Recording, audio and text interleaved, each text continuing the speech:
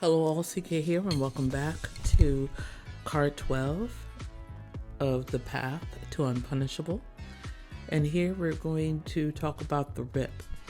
Now, in many places, this is called breakthrough, but I want to make it a bit more granular and talk about what I mean when I'm talking about a breakthrough, because breakthrough, or the rip, is not a single moment. It's a sequence of moments. And while I'm stating these in a way that makes sense for me, they may not happen in this order. All right, so the first comes the realization during the quiet, which we talked about in card 10, that the healing is real and it's gonna stick and it's gonna last. And sometimes something settles in you and it doesn't return to its old shape. You're not the person that you used to be, and what's happening now is not just a phase. All right. The second part comes the moment with those who benefited from your silence about their bad deeds and compliance realize what's happening. They can feel the shift before you say anything. And this is the beginning of their end, and it often looks like a smear campaign. Stories are told, motives are resigned, and you are framed as unstable, cruel, or dangerous for changing. Third comes the understanding that anyone who believes these stories without coming to you for truth wanted to believe them. They needed protection, not proof. And the smear didn't convince them of anything they didn't already want to feel. It liberated them and it validated them. All right. So with that, the fourth is the cutting. Clean, painful, necessary.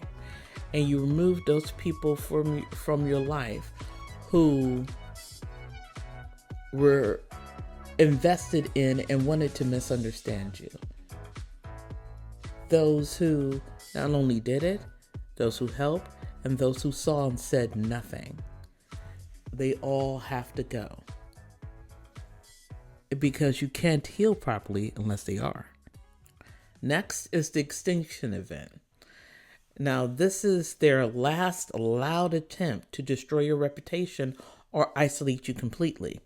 If they cannot stop you, they will try to make it impossible for anyone to stand near you, right?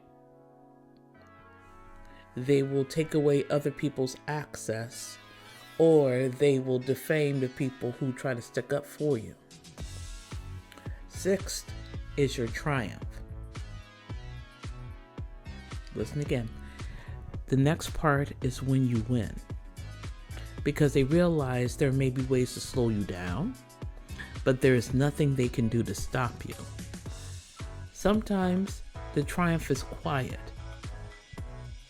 Sometimes it looks like people just moving out of your way and leaving you alone. Sometimes it's just space. It doesn't have to be beautiful. This is not what your triumph and your win is about. But it has to be final. And this card matters, and that matters, because it marks the moment where peace becomes visible. It becomes part of your look. It becomes what makes you age backwards. It's the part where you stand up straighter, right? Because winning the war for your peace, it is not an elegant process. It doesn't look elegant. It leaves scars. It leaves debris.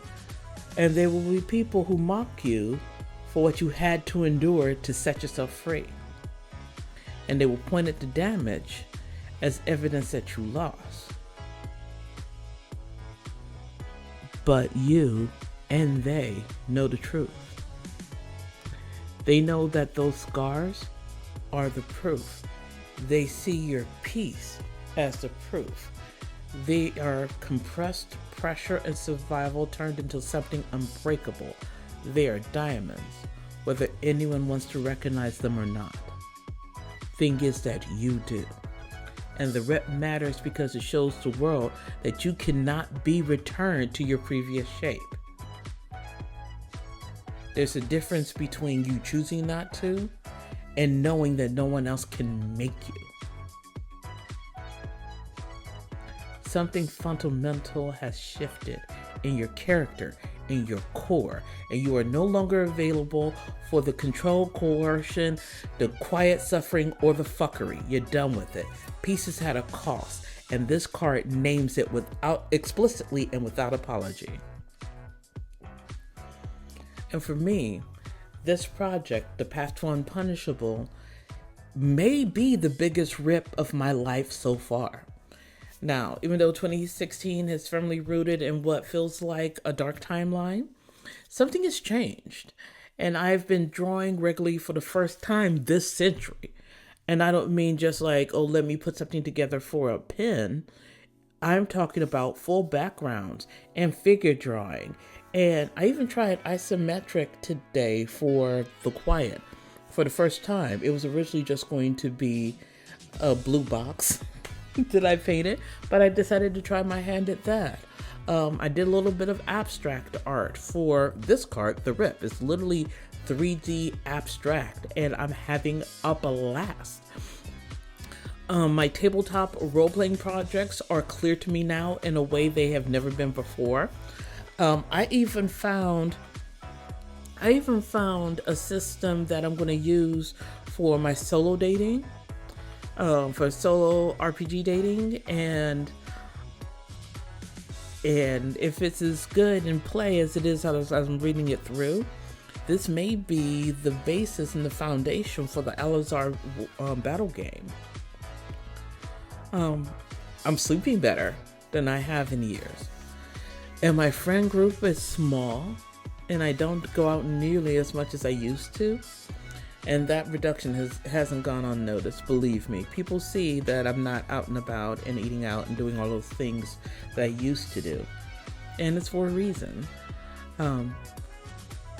Because every time I leave the house, whether it's grocery shopping, getting my nails done, going to the movies, running errands, going to church, it brings me joy. Not distractions, not relief, joy, Joy.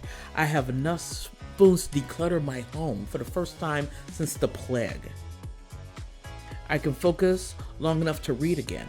I bought a book, Hellbent by Ben Recker. I cannot wait to start it because I've missed sitting and reading. I'm able to start that solo role-playing game date night. I'm going to be dating several RPGs.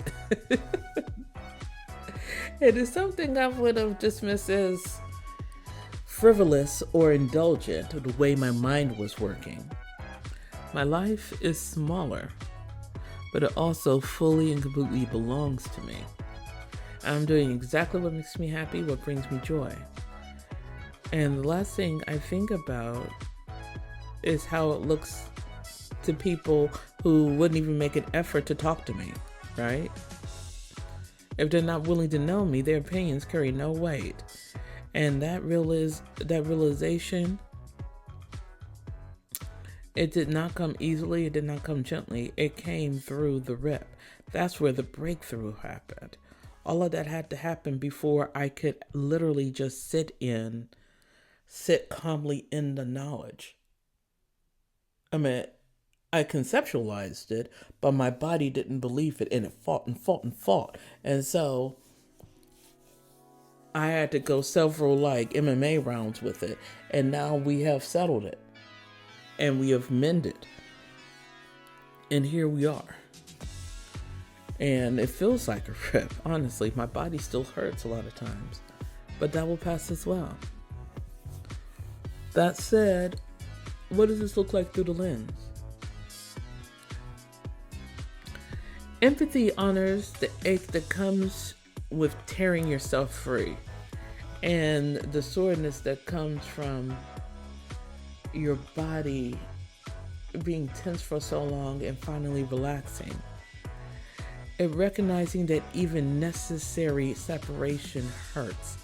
Necessary healing hurts. And it's okay. Because it's when your muscles are sore that they are repairing. Your muscles don't get stronger in the gym. They get stronger during recovery. where you're sore and they're stitching back together stronger than before to be able to take the strength. That's how you get stronger. Truth reveals the opening created by the rip. It shows where your movement is possible and where you were once trapped. You can see, you can map, you can strategize. Kindness steadies you when the new feels unfamiliar. It reminds you that fear does not mean that you are wrong. That is to say, just because you're afraid doesn't mean that you're the bad guy. It just means that you have reason. Your body has a reason to be wary. And you have to take upon yourself to look at it clearly and see what it is before you decide on an action. And the rip shows that you have given yourself enough space to do that. It doesn't take away the fear, it lets you identify it. Anti-greed exposes the lie that freedom requires approval. You do not need consensus to live honestly. You don't need anybody else's permission to live honestly. And you can't get in trouble with other people for living honestly. Not just truthfully, but honestly. And what do I mean? There is a lot of people talk about the word of law and the spirit of the law, where you could technically be legal, but everybody knows it's shady. That shadiness is honesty. Don't be shady. Joy spills through the tear like sunlight. It just kind of pops through and pours in and leaves sunbeams. It arrives unexpectedly and proves that life expands after that rupture. So what does this card have to teach? It teaches us that resistance is confirmation. When you heal, systems that depended on your pain react and they push back. The people who relied on your silence about the damage they've done, they start to escalate. The smear campaigns are not evidence that you failed. On the contrary, they're the evidence that something important has ended. You have ended someone's supply. And instead of taking accountability and healing like you did, they want to get you back. There's no coming back. The rip teaches discernment. Discernment is a really big thing here. It is big through the path to Unpunishable, but especially through these first 12 cards. You learn who values truth and who values convenience. You learn who wanted you well and who wanted you manageable. You do not need to counter every lie. You don't have to explain yourself. You do not need to prove your innocence from people who benefit from and who indulge in misunderstanding you. I've said this a lot in the last 4 days. You are entitled to no one who is dedicated to misunderstanding you. You do not have to give your attention to someone who is willing to misunderstand you for the clout and the emotional pay that comes from your attention. I'm sorry, I screwed that line up. There are people who will purposefully misunderstand you so you can come back and try to correct them because that they crave that attention. Your attention is their currency. The fact that you are paying attention to them gives them clout, and that's what they live there for. They don't give a fuck about you, but they know that you are somebody big, and having you, big shot, give them attention. They need that. That's what they're working for. Not you. They couldn't care less about you. And if there was someone bigger than you, they'd be after them.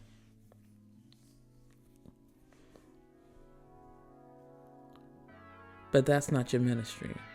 That's not your work. Your work is to continue fighting for your peace. Triumph is not domination. It is momentum. It's keeping it pushing. And that's why it tires people out, because they think, oh, once I reach here, I don't have to do it anymore. No, this is a constant thing. Because there will always be someone who is going to try to take advantage of you, to be cruel, and not want to take accountability. You're going to need to know how to recover from it. Because on the path to unpunishable, the rep is unavoidable. Punishment culture tightens when it senses escape, like a boa constrictor. It threatens, isolates, and rewrites narratives. And when those tactics fail, it collapses inward. Being unpunishable doesn't mean that you are untouched. It means you're no longer controllable through the fear, shame, or loss of reputation. And once you pass through the rip, there is no return to the old contract. There ain't going back to the old you. You are free to build differently. And you're free to be built different as well.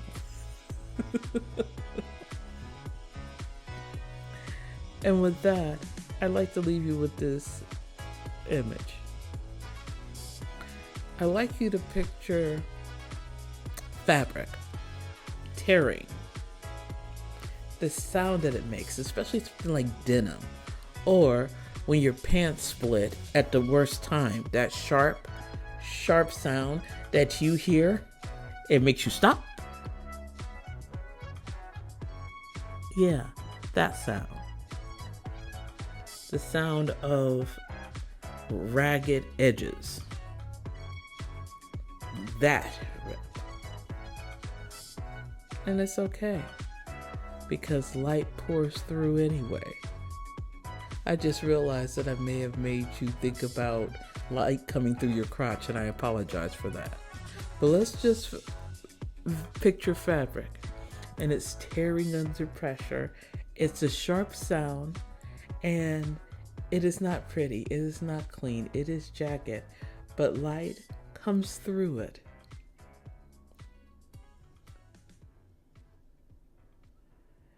And it lights the fabric. May you trust the break that freed you. May you honor the strength that it took to tear loose from whatever it was. May you walk forward without explaining your survival. The rip is real.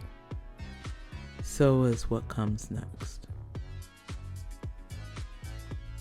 I thank you for taking this trip with me, walking alongside me on the path. And we're going to take an interlude as we discuss the art for these last 6 cards, and it's kind of wild. I was all over the place. And discuss where we're going forward as we start. This is the darkest point of the path, and the next 12 cards are the sun rising. And with those, we're going to meet Teeth and Willow, the last 2 of the slimes. I can't wait to share this with you. I thank you for your ongoing support. And if you'd like to back the Kickstarter for this card deck, the link will be in the description of the YouTube video and in the article of the Substack. Until then, I'll talk to you soon. Bye.